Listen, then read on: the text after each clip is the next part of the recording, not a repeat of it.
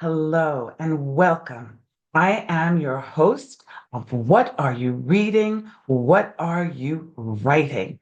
Author Karen E. Osborne. I have five novels out. The latest is Justice for Emerson.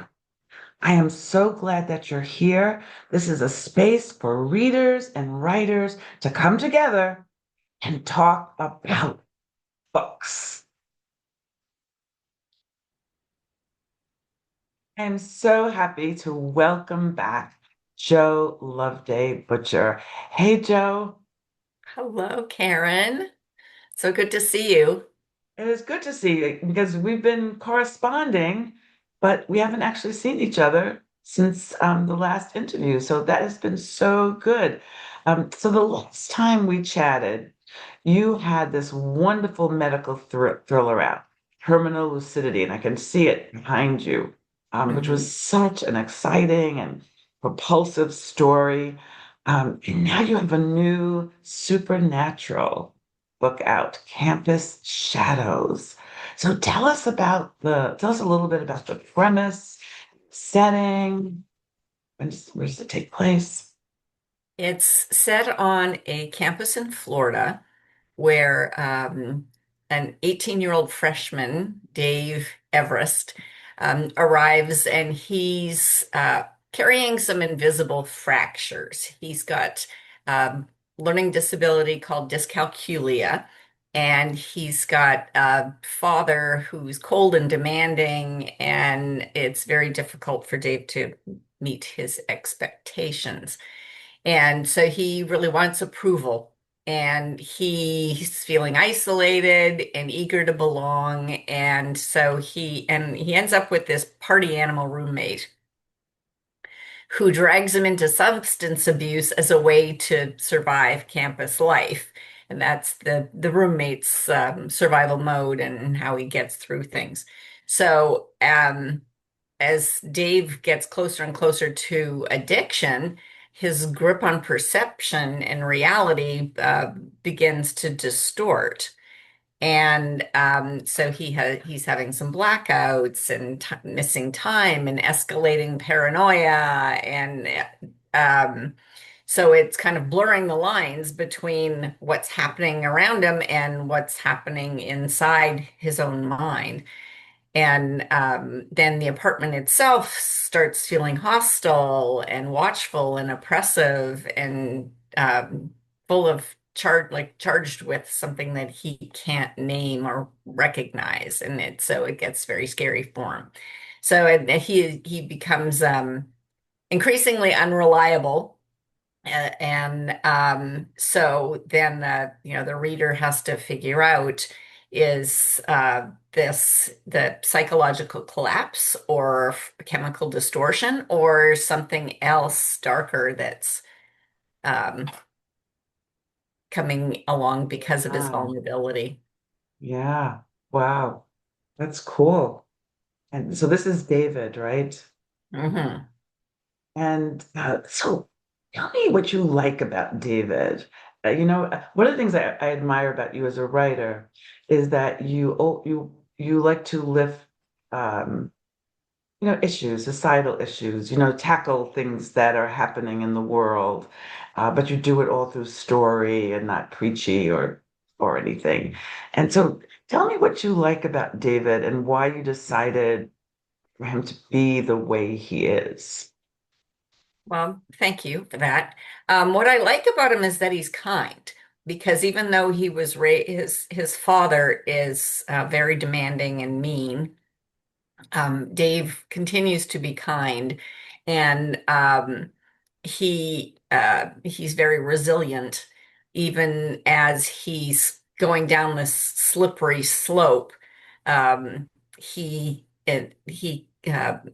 maintains a friendship with one person, Maria, who he he knows that he can count on, and so that's one of the things that I wanted to bring up with this is also the dyscalculia. the that learning disability because not a lot of people are familiar with it. People are familiar with dyslexia, but dyscalculia is a numbers issue. And and I have dyscalculia. And so I learned a lot in doing more research for the book about all of the different attributes that go along with it. And so it was pretty interesting for me in that respect. And one of the things is reading out loud. If people with dyscalculia have difficulty reading out loud, even though if I'm reading on a page, it's not a problem like someone with dyslexia. But reading out loud, the words flip around. So my poor critique groups, any critique group that I've been in, they're very patient with me because I'm tripping over words all the time. But I do try to discuss societal issues as you mentioned and talk about different things. Yeah. Yeah, that's interesting. My grandson, my middle grandson, has dysgraphia, which is Mhm. another reading, right? So he can read anything, anything, but he can't spell. So he can read a word, this long, but when you ask him to spell it, he can't spell it and he can't write it. So it's just, learning disabilities come in all flavors, don't they? And Hmm. people don't know, and teachers don't know. And so Yeah, they don't so true. necessarily know how to help a child learn with that. So did David struggle in school? David did struggle in school, and that's one of the reasons that he has poor self-esteem going into college. And he had a particularly challenging time with girls. And Zane, his roommate, is really, really good and charismatic and at attracting girls. He's a real chick magnet. So Dave is fascinated by this, and that's the reason that he stays with Zane, even though he knows right off the bat that Zane is trouble when they get arrested in the very first scene. Yeah. And but he's determined to learn how to get girls. Like any 18-year-old, it's determined to do, right? Typical 18-year-old boy. Yes, yes, yes, yes. So you mentioned both Maria and Zane. And so Zane is not a good guy, and Maria is a good guy. So maybe you could tell us just a little bit more about that. Well, Zane is the party animal, but his with his back, he's got some backstory that led to that. His dad was killed in a boating incident when he was younger, and then his brother died in a car accident, and his mother took off to Paris with her boyfriend, her new boyfriend. So he's kind of on his own, and he does has, unresolved things from all of this going on in his past. So he uses substance abuse as his warm blanket, but he's better able to handle it than Dave, and Dave slides further down a slippery slope. Hmm. Um, and Maria recognizes all of this that's going on. And so she's a childhood friend that he reconnects with in school. And she's very grateful for Dave's kindness and with things that happened when they were children. And so she sticks by him even when things get kind of raw and crazy. And she she helps him when things do get really bad and he needs a friend.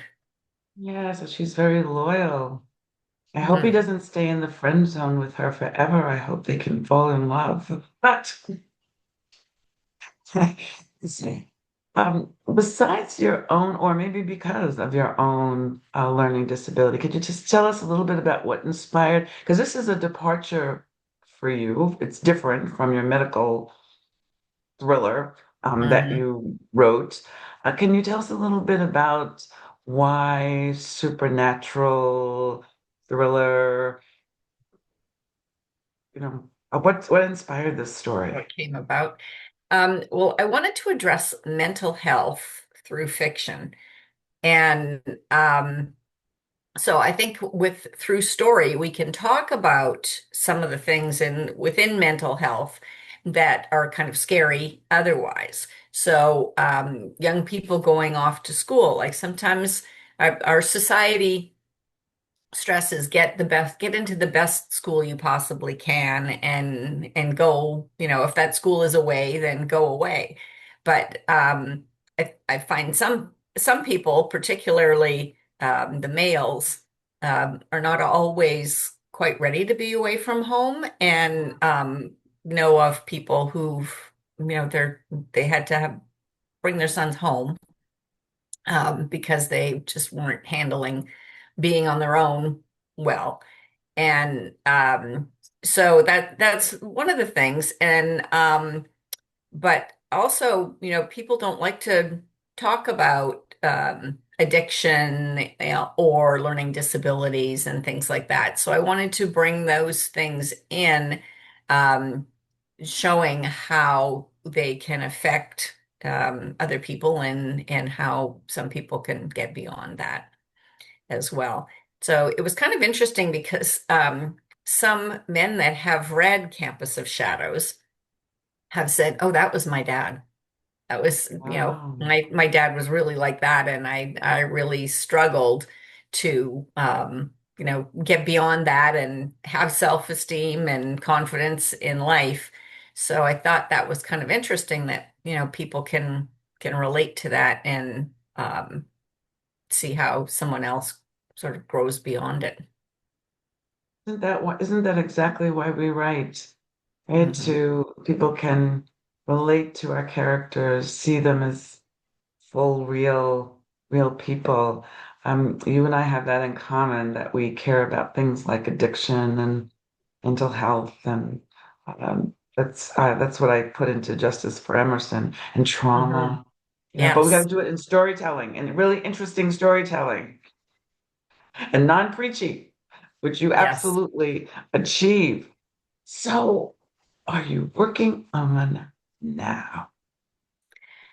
I'm bringing back my nurse character from Terminal Lucidity, and she was in a hospital setting before, and she's left the hospital setting because she didn't like being in that institution, with the institutional challenges, and she's working in a clinic in Central Florida, and discovers that a mining company's they have a secret hormone experiment. And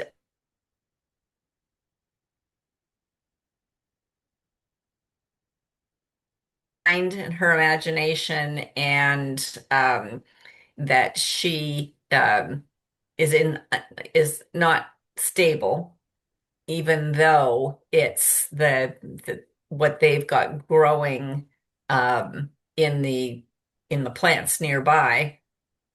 And so they're experimenting on young women through this without anybody knowing about it, and they're sponsoring the hospital um, underground, and the clinic that she works in.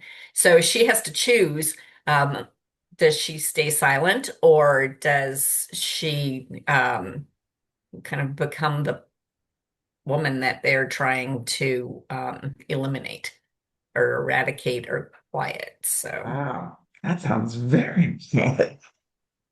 Sounds exciting, exciting. So you've been writing for a while now, right? mhm.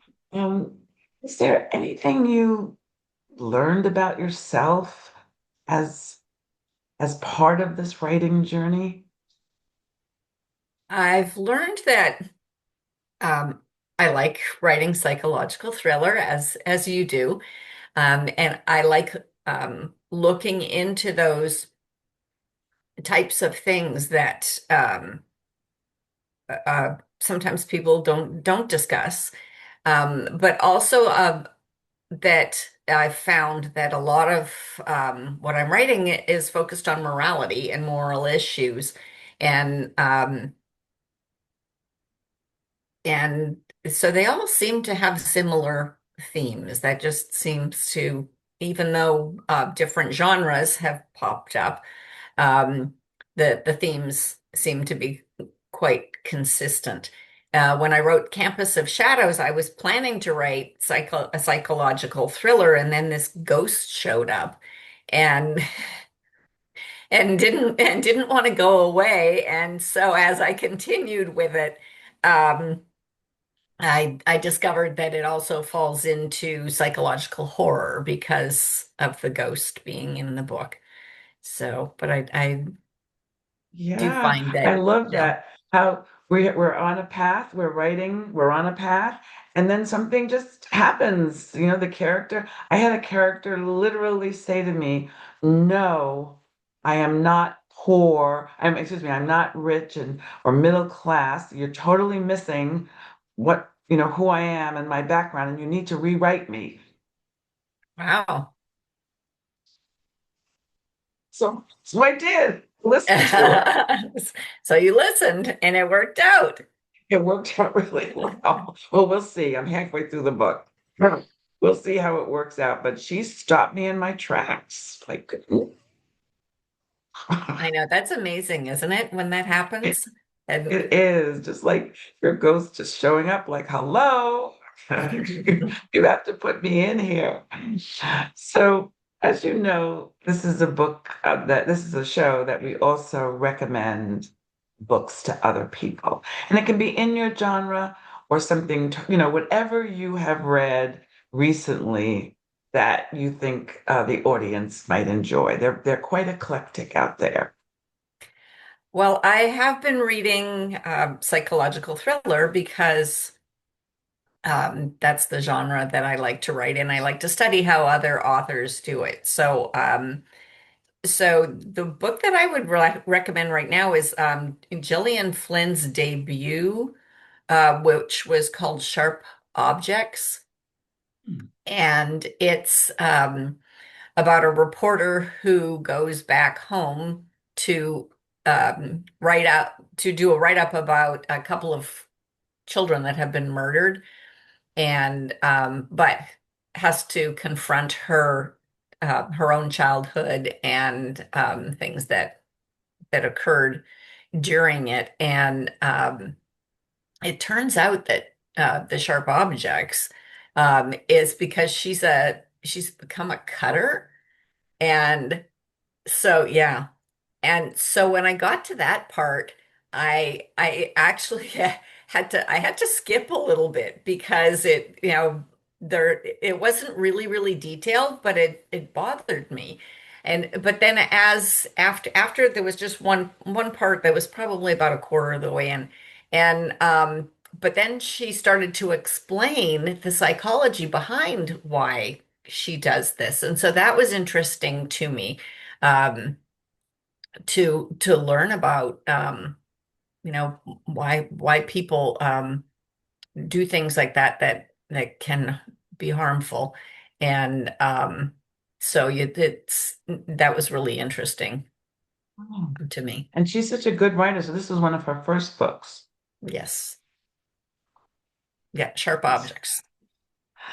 So all of you know this, all of you watching, or if you're listening on Spotify or on Apple, you all know that you can go to any bookstore, your independent bookstore. You can go to your library. You can go to Amazon. You can go to Barnes and Noble. You can find Joe's books, her newest book, Campus Shadows, any place that you buy or borrow books. But Joe, how can they also find more about you? How can they find you online? Um, how can they be in contact with you? Well, I do have a website that's joloveday.com.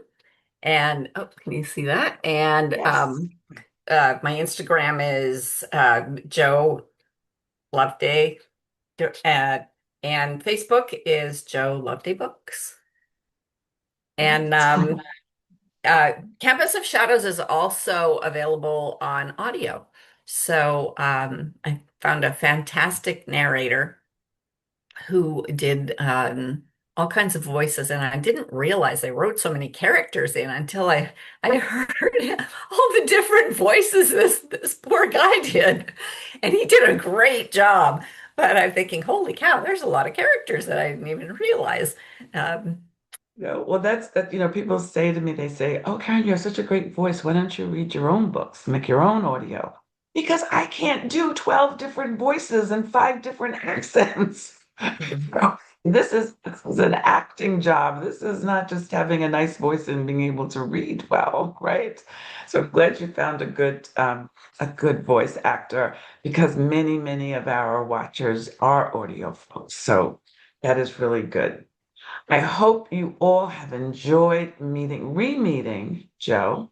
I'll also make sure I put a link so that if you want to go back and see her first interview and you can find out more about her earlier book. And I thank you for joining us. Thank you for following me. And I hope that I will see you next week on What Are You Reading? What Are You Writing? Have a great week, Jo. Everybody out there. Thank you so much, Karen. I really appreciate it.